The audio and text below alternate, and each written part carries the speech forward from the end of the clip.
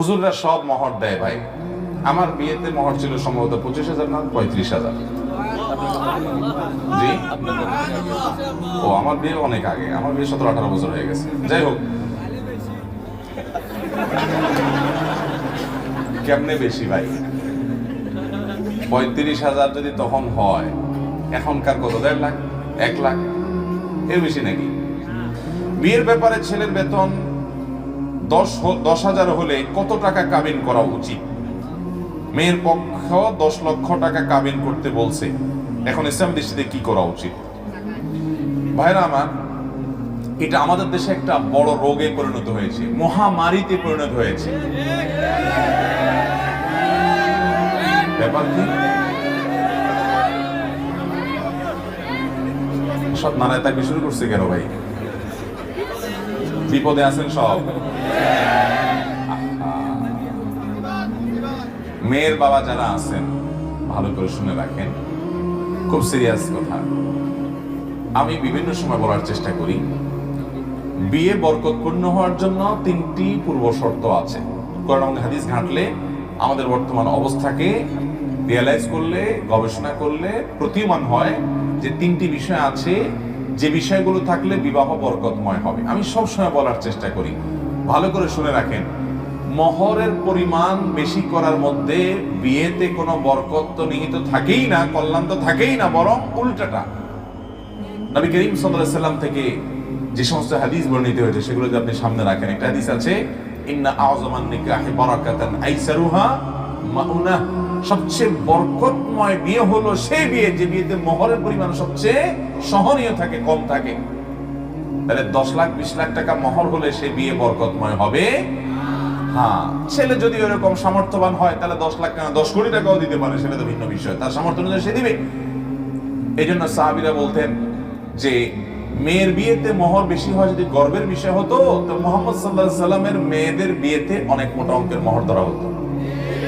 তোমাদের মেয়েরা তাদের চাইতে বেশি দামি হতে পারে না, তাহলে কেন অত টাকা মোহর ধার্য করছো? আজ বিয়েকে কঠিন করা হচ্ছে, শুধু মোহর কেন, বিয়েতে এতগুলো বাজার লাগবে, না হলে ছেলেকে খোঁচাখুচি করা হবে, এত সব মানুষ খাওয়াতে হবে, না হলে বিয়ে করতে পারবে না। বিয়ে মানে একটা মহা কঠিন কাজ, ঠিক না বেঠিক? শুধু আমাদের দেশে না, গোটা পৃথিবী আজ এই দোষে খুশি হয়ে গেছে। আপনি মধ্যপ্রাচ্যে চলে যান, সৌদি আরব, কুয়েত, কাতার, এই সমস্ত দেশের মানুষের অনেক ভালো গুণ আছে, কিন্তু একটা বাজে গুণ হলো যে তারাও তাদের মেয়েদের বিয়ের ব্যাপারে মোটা মোটা অঙ্কের মোহর হেঁকে বসে থাকে। 50,000, 60,000 রিয়াল, 1 লক্ষ রিয়াল মোহর ধরে বসে থাকে। এবং আরবের কোন কোন দেশে তো পারলে ভাবখানা এমন যে পুরো মেয়ের মাথাতে পা পর্যন্ত স্বর্ণ দিয়ে ঢেকে দিতে হবে, তার আগে বিয়ে করতে পারবে না। এই জন্য মিডিল ইস্টে দেখা যায় ছেলেগুলো সব বুড়ো বুড়ো হয়ে যাচ্ছে, বয়স্ক হয়ে যাচ্ছে, বিয়ে করতে পারে না। আছে না নাই?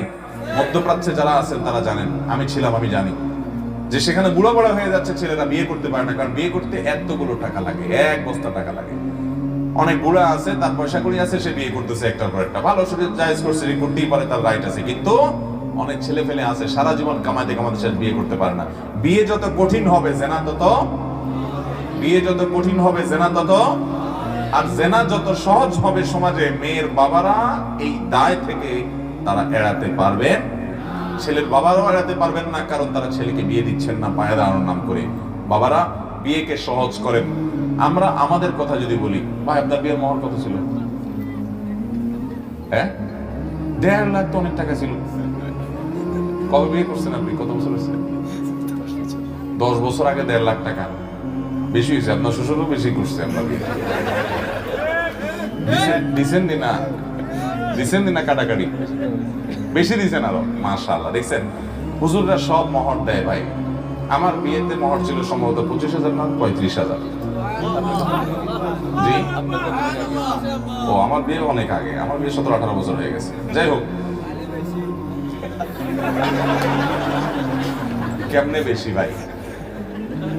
35,000 যদি তখন হয়, এখনকার কত? 1.5 লাখ, 1 লাখ, এর বেশি নাকি? যাই হোক বাবারা, ভাইরা, বিশেষ করে মেয়ের বাবাদেরকে বলছি, নবী আলাইহিস সালাম বলেছেন বরকতময় মোহর, উত্তম মোহর, নেআমাস সিদাক, সবচেয়ে উত্তম মোহর হলো আইসারুহু, যে মোহরটা সবচাইতে সহনীয় হয়, সহজ হয় পরিশোধ করা।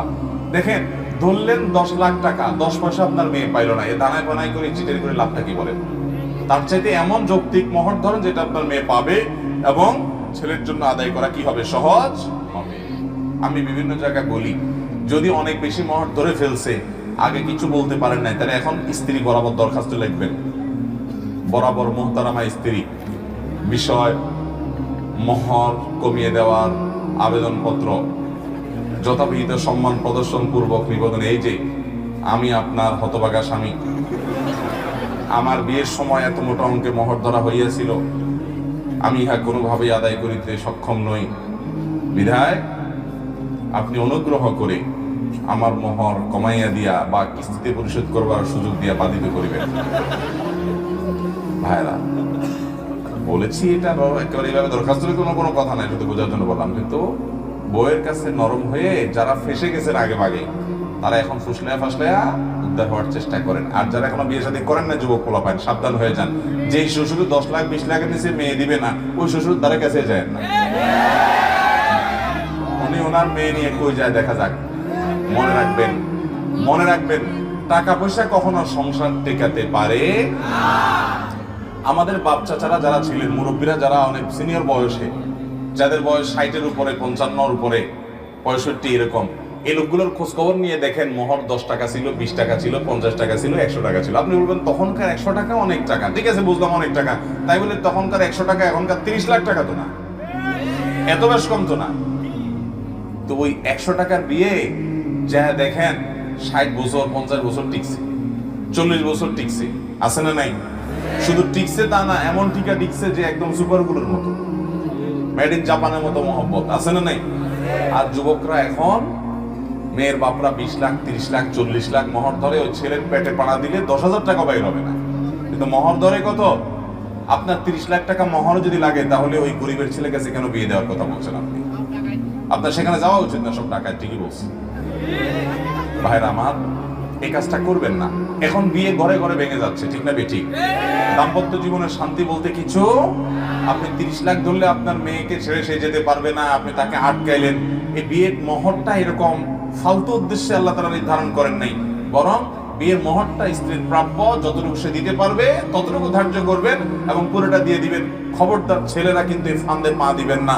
10 লাখ 20 লাখ 30 লাখ বললে বলবেন যে আমার সামর্থ্য এটা আছে, এর বাইরে নেই। আমার নিজের বিয়েতে আমার মামার শ্বশুর আরো অনেকে ছিলেন, মারা গেছেন, আল্লাহ আমাদেরকে জান্নাত নসিব করুক, একটু বলা বলি করতেছিলেন, যে মোড়ামুড়ি করতেছিলেন। আমি বললাম না, আমি এর বেশি দিতে পারবো না, আমার এটার ব্যবস্থা আছে আলহামদুলিল্লাহ, এর বেশি আমি দিতে পারবো না, সাফ কথা।